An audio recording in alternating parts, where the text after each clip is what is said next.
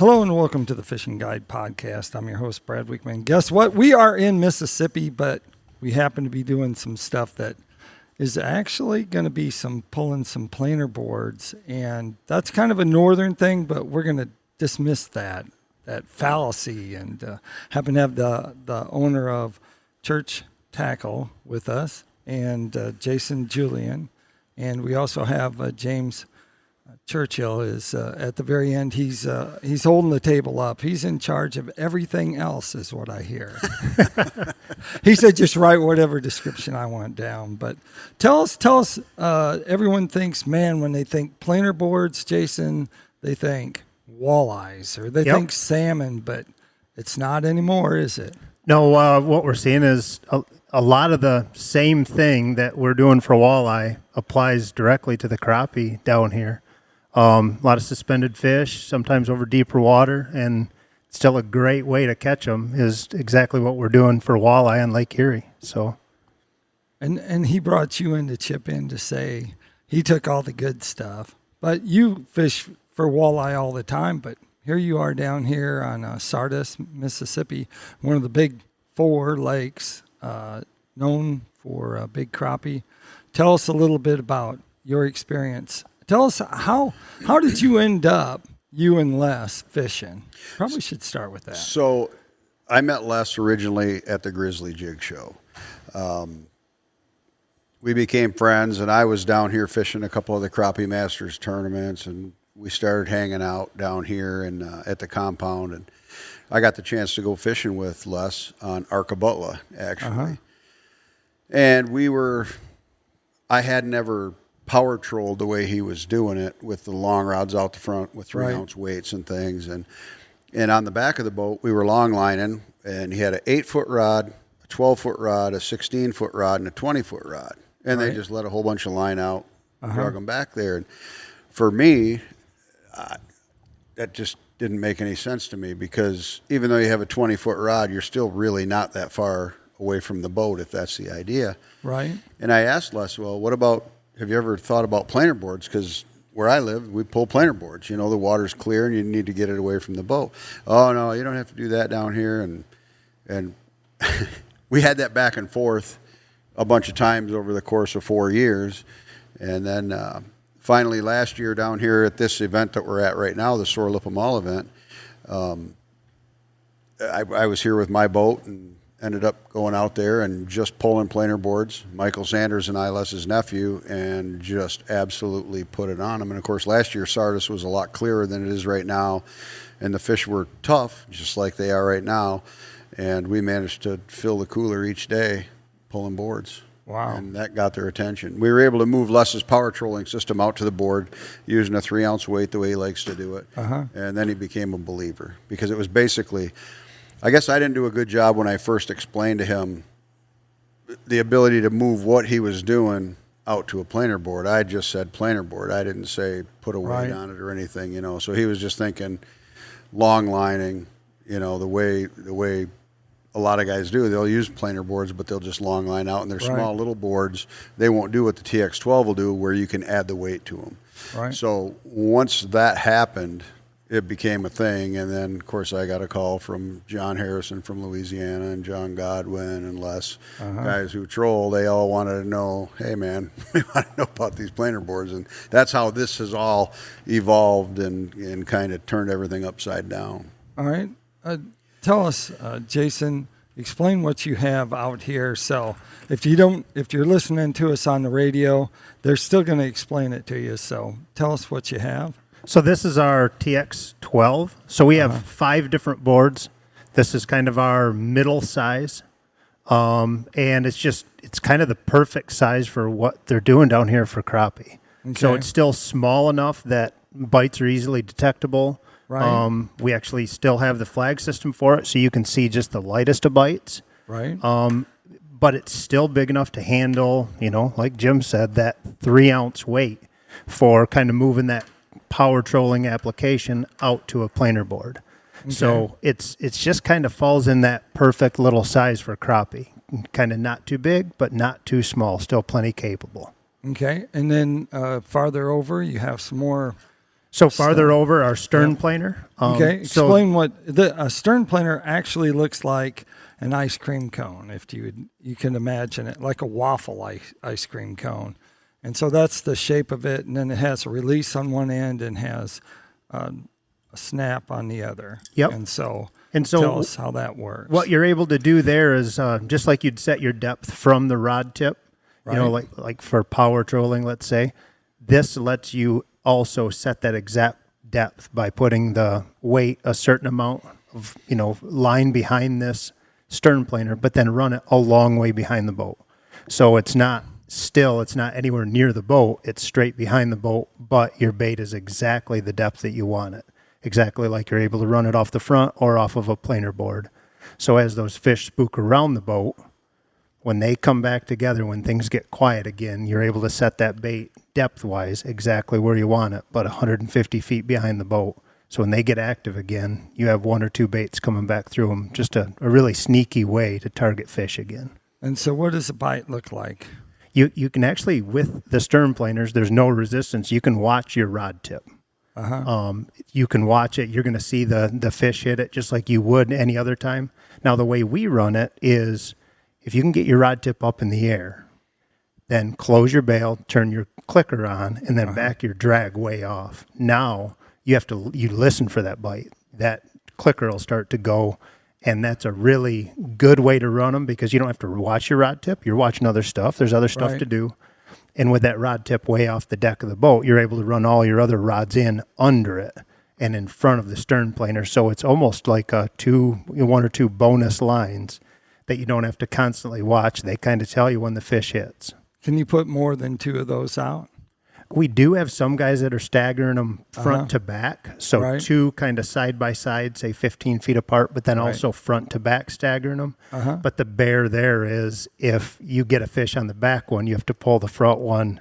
But we do have guys that are doing that, especially if they're really concentrating on a contour because these ride right in behind the boat. So they'll follow the boat on the contour. So we do have some guys doing it, but not necessarily the most convenient way if a fish hits on the back one. Right.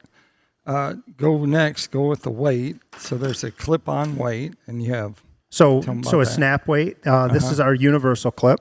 Obviously you can't see it on the podcast without the video, but there's a pin in the middle of the jaw. Okay. So your line goes behind that pin, so you can't lose it.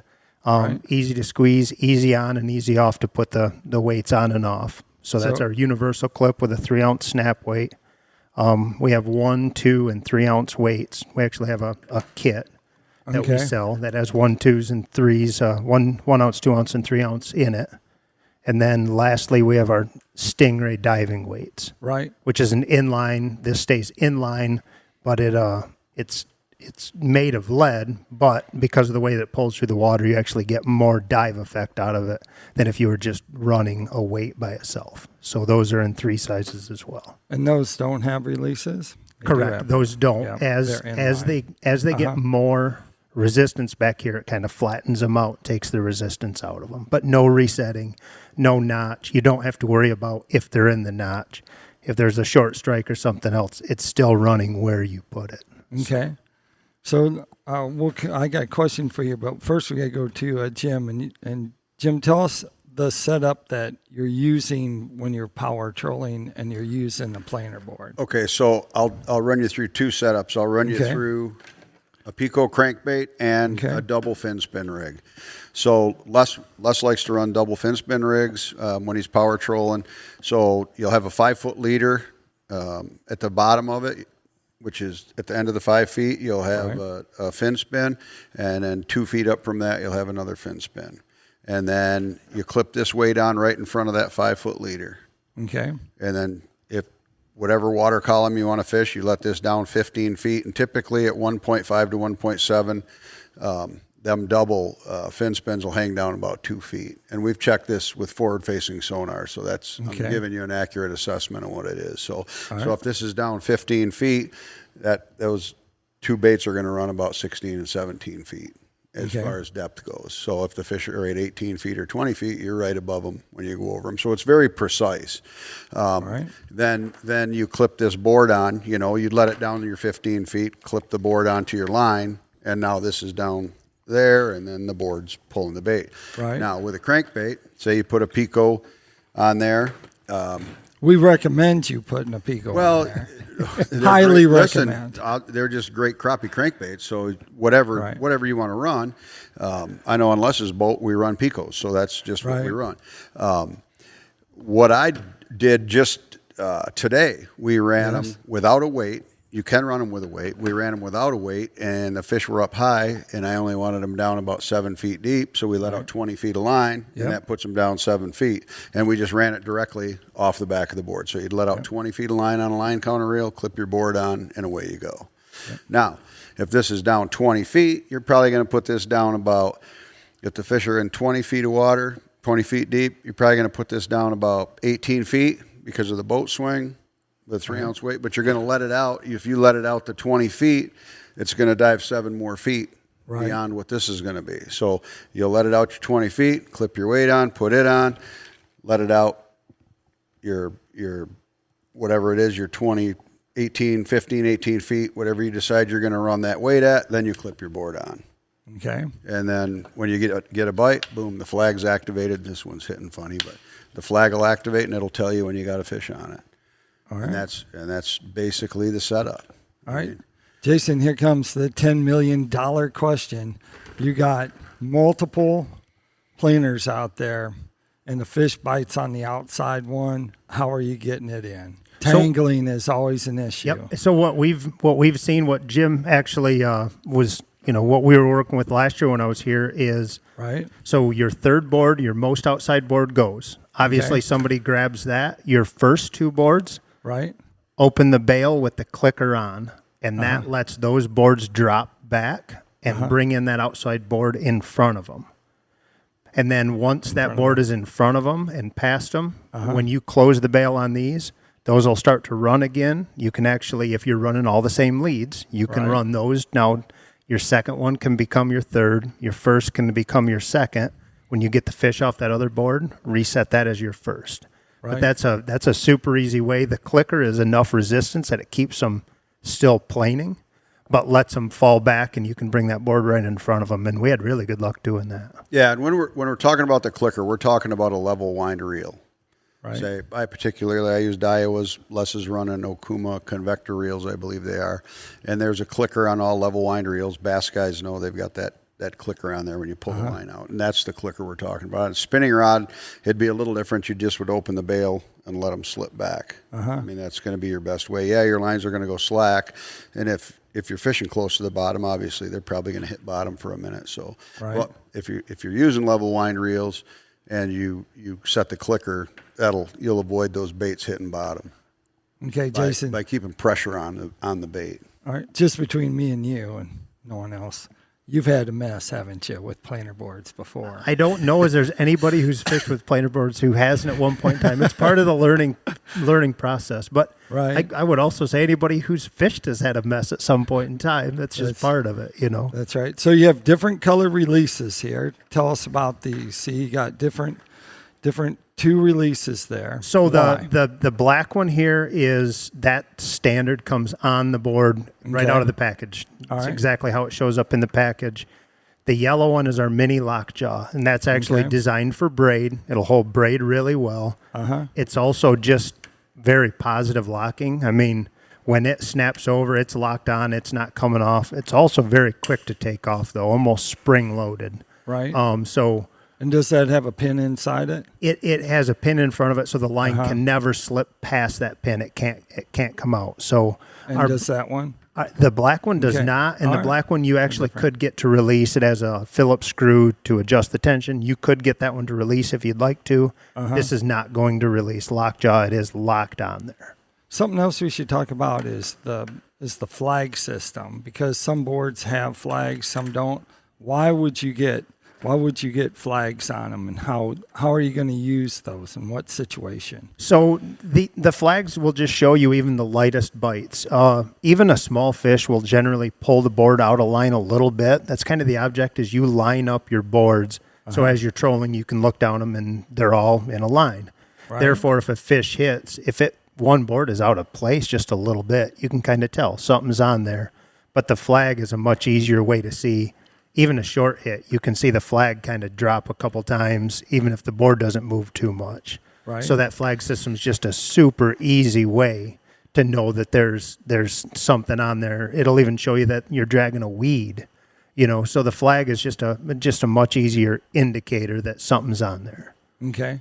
And you have different size boards too. You kind of addressed that, but you have different size boards in case someone's watching this that isn't fishing for crappie. Correct. So we have 5 boards. This one is our second from the smallest. Okay. There's 3 bigger than this. So we have our walleye board, which obviously very popular for walleye, also popular for salmon as well.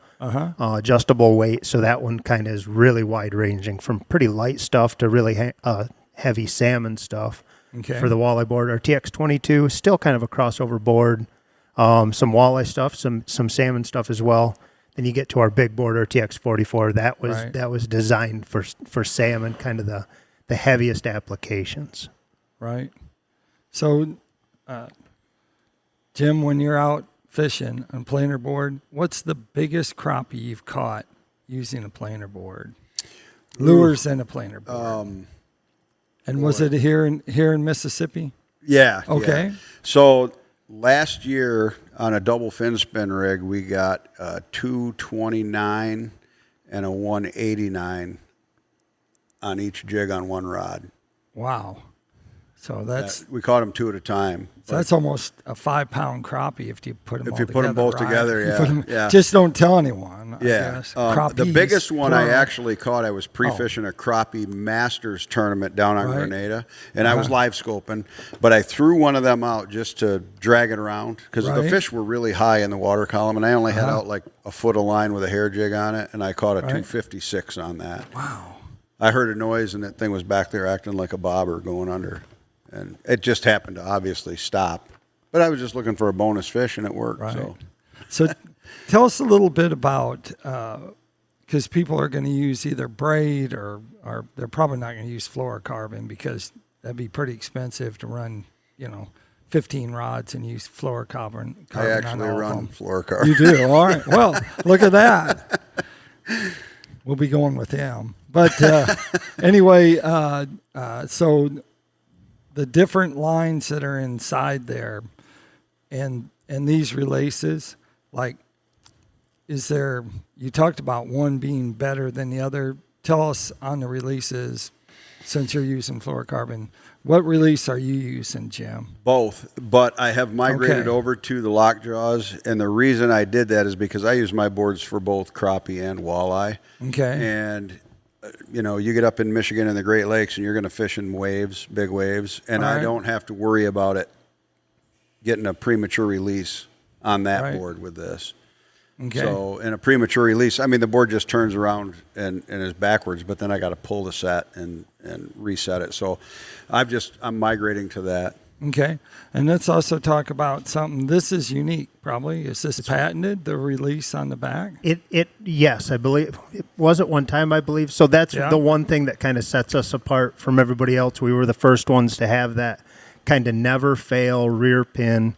Your line goes behind a spring-loaded pin. So unless you broke your line, your board was never coming off. You never had to go back and find the board, which is kind of a common problem with some planer boards, which... With ours, it's behind that rear pin. The worst it can do is it can slide down to the lure. You're not pulling everything to go back and hunt down a planer board. Okay. Tell us about a release on the back. Why would you have a release on the back, and why would you just go with the pin release then? So there could be 2 different reasons. Okay. If you have a flag system, you need that clip on the back because that's how the fish actually pulls the line or pulls the flag down, is because it's in that clip. Or... Some people, if they're releasing boards, they'll put a clip back there as well, so the board doesn't slide down the line. It simply just flips backwards. Okay. So that'd be kind of the 2 reasons to put a clip on the back. All right. Well, that works pretty good, pretty smooth. That takes us to tackle time. Of course, tackle time, we already talked about PICO lures. PICO lures, of course, makes a complete line of hard and soft baits that will catch everything from crappie to walleye to, heck, stripers for sure. But anyway, you can check them out at picolures.com. Of course, if you're pulling, church boards, I recommend, because that's what I do. I pull PICO crankbaits with the church boards. Done it for a long, long time, and so they work actually really good for that. The Fishing Guide podcast is also sponsored by B&M Poles. Of course, they have a complete line of rods for crappie fishing. They have so many crappie fishing rods, it's insane. You have to check those out. But they also have rods for catfishing.